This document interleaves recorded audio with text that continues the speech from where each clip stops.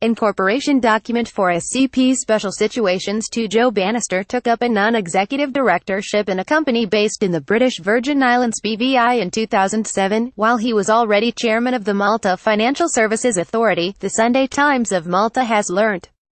This runs contrary to a recent interview he gave to French paper Le Monde, when Professor Bannister gave the impression that his relationship with the company, based in a notorious tax haven, predated his appointment to the Financial Regulatory Authority in 1999. Photo Darren Zamit Lupi Incorporation documents from the BVI obtained by this paper show that ACP Special Situations 2 was set up on March 7, 2007.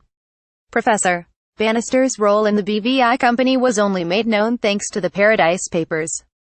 Leaked documents from the offshore services firm Appleby cite Professor Bannister as being part of management in ACP Special Situations 2. Professor Bannister says he severed ties with ACP Special Situation 2 last year. ACP Special Situations 2 took up a shareholding in a Russian mining venture suspected of siphoning off public funds from the European Bank for Reconstruction and Development (EBRD). The VI-based company is an investment vehicle for the London-based firm ACPI, chaired by Alec Oberoi. Professor Bannister has said his relationship with the Oberoi family predated his appointment as mfsa chairman in 1999.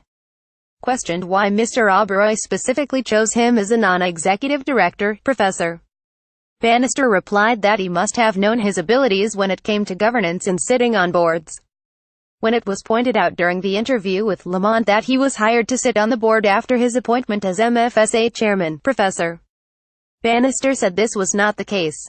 Professor Bannister said he could not remember when ACP Special Situations 2 was incorporated, but explained that it formed part of a wider setup. When questioned recently, he played down any potential conflict of interest, saying there would be a conflict if the company had a connection with Malta. The Finance Ministry has refused to give this paper a copy of Professor Bannister's declared financial interests. A request made in terms of the Freedom of Information Act was turned down on grounds that such information is not given for the purpose of publication to the general public. Professor Bannister, whose contract expires in 2019, has expressed a desire to step down as mfsa chief due to personal reasons. Prime Minister Joseph Muscat said in May that the process leading to his resignation was to begin towards the end of the year. Professor Bannister had his contract renewed by the Labour government in 2014. He was a frequent target of criticism by Labour when it was still in opposition. Place MP Avaris Bartholo called for his resignation in 2012 over his directorships of investment funds based in the Cayman Islands. Mr. Bartholo reiterated his call for Professor Bannister's resignation last year, during the height of the Panama Papers scandal. Le Monde interview transcript interviewer: but somebody asked you to be this non-executive director? Bannister: yes, Mr. Oberoi.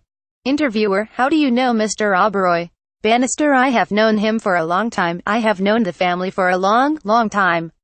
Interviewer: so he was the shareholder, and he needed a director to represent him on the board? And that's why he came to you? Bannister: that's right, yes.